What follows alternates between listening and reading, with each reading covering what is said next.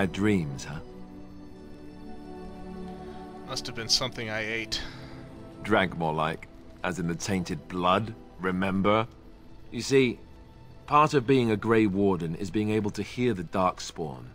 That's what your dream was, hearing them. The archdemon, it talks to the Horde, and we feel it just as they do. That's why we know this is really a blight. The archdemon. Is that the dragon?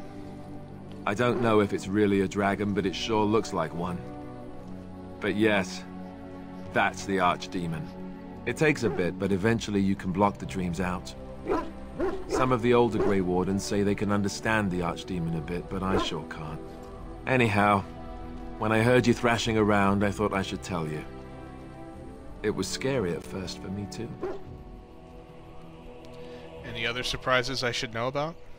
Other than dying young and the whole defeat the blight alone thing, no. I'm all tapped out for surprises. Anyhow, you're up now, right? Let's pull up camp and get a move on.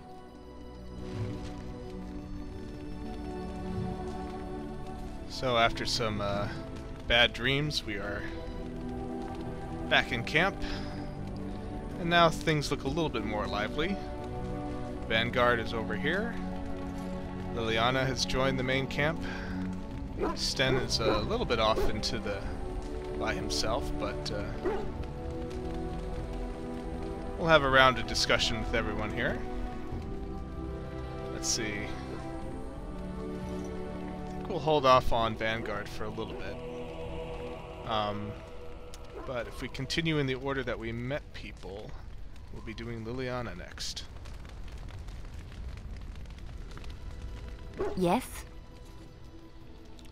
I'd like to talk. Well, here I am.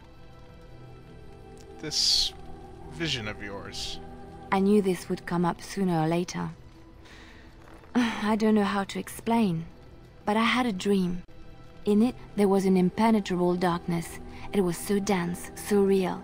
And there was a noise, a terrible, ungodly noise.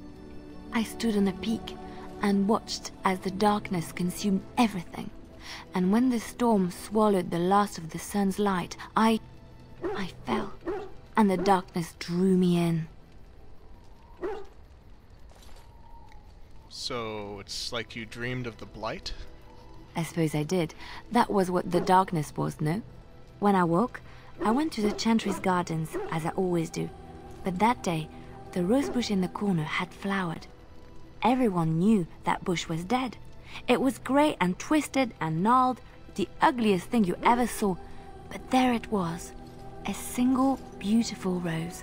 It was as though the Maker stretched out his hand to say, even in the midst of this darkness, there is hope and beauty. Have faith. And this made you want to help me? In my dream, I fell, or maybe I jumped. I'd do anything to stop the blight. I know that we can do it. There are so many good things in the Maker's world. How can I sit by while the blight devours everything?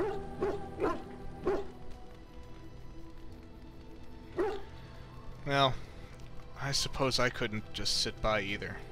That is why you're a Grey Warden. Come, there's a blight to stop. What was life like in the Chantry cloister? Quiet. It was a life suited for contemplation. In the cloister, away from the fuss and the flurry of the cities, I found peace. And in that stillness, I could hear the Maker. But it was not perfect. Some of my Chantry fellows were condescending. That is the nature of religious folk, I suppose. Condescending? How so? When I talked about my beliefs, that the Maker reveals himself in the beauty of his world, they treated me with disdain.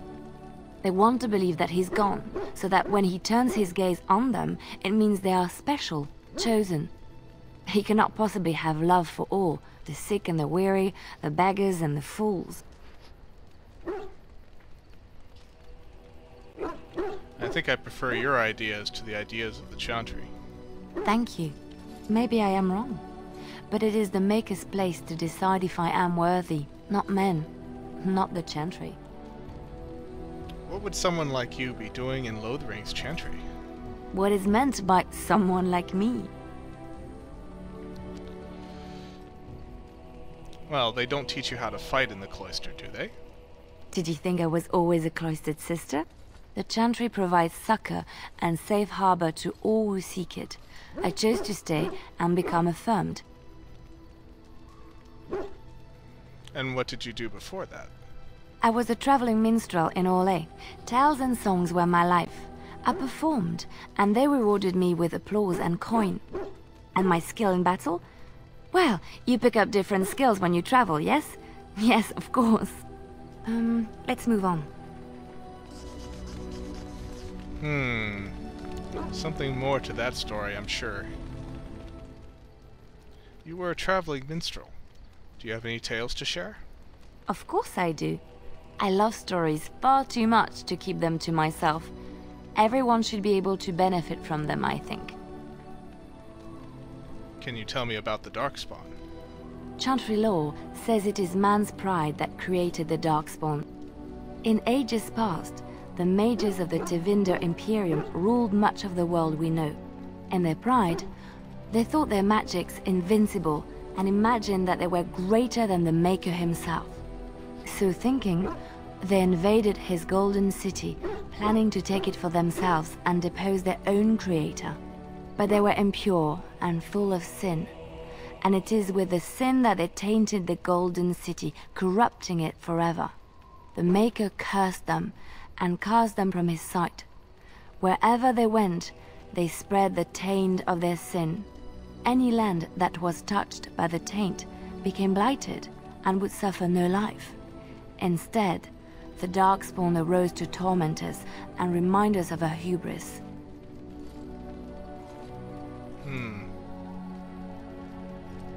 Do you know any stories from Orlais? Of course, Orlesians enjoy telling stories.